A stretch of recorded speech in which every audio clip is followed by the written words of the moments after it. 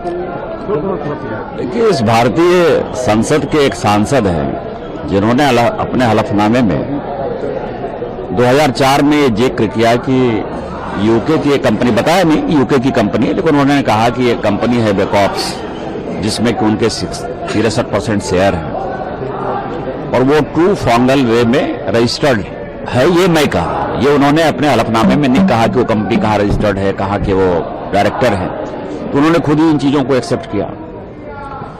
अब जो सबसे इंपॉर्टेंट है, आपको पता है कि अमिताभ बच्चन जी का इस्तीफा हुआ, दुर्भाग्यपूर्ण स्थिति में इस्तीफा हुआ। मैं उस कारणों में नहीं जाना चाहता क्यों इस्तीफा हुआ, लेकिन ये जो ट्रू फंगल वे जो लंदन का ये पता है, इसमें एशिया टीवी नाम की एक कंपनी और रजिस्टर्ड है और उसमें रहने वाले जो लोग हैं वो अमिताभ बच्चन जी और उनकी पत्नी रमूला बच्चन जी। पूरी दुनिया जानती है कि बच्चन परिवार से एक परिवार का जो है बातचीत बंद है, उस सांसद के परिवार का बातचीत बंद है। तो क्या ऐसा कारण था कि आपने अपनी कंपनी वहां रजिस्टर की?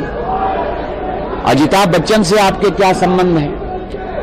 दूसरा जो व्यक्ति है जो डायरेक्टर बना मैकनाइट, वो कांग्रेस के एक सांसद गोवा के हैं, एडवर्डो फेलेरियो, उनके वो दामाद हैं। स्कॉर्पियन पनडुब्बी घोटाले का जो ऑफसेट क्लाउज हुआ, जिसमें कि आपको पता है कि जांच हुई, उसका ऑफसेट का जो है काम उनको मिला हुआ था। दूसरा, इन्होंने कंपनी इसलिए फॉर्म की कि उसमें जो पैसे मिलते थे वो ब्रिटेन के टैक्स के पैसे को बचाना है।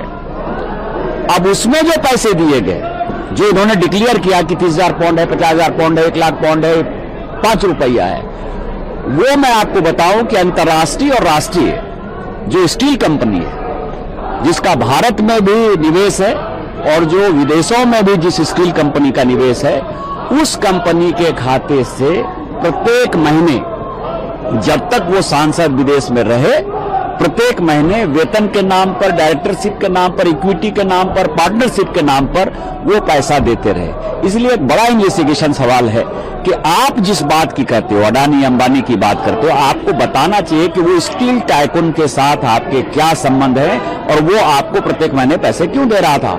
अमिताभ बच्चन के घर पर जो है आपने अपनी कंपनी को क्यों रजिस्टर किया? आपके यदि संबंध इतने अच्छे थे तो किन परिस्थितियों में जो है 87-88 में जो है अमिताभ बच्चन का जो है आपके पिताजी ने इस्तीफा लिया? ये सारी बातें हैं जो मैं बताऊंगा। सर, आप पार्लियामेंट में उठाएंगे इसको आज? निश्चित तौर पर।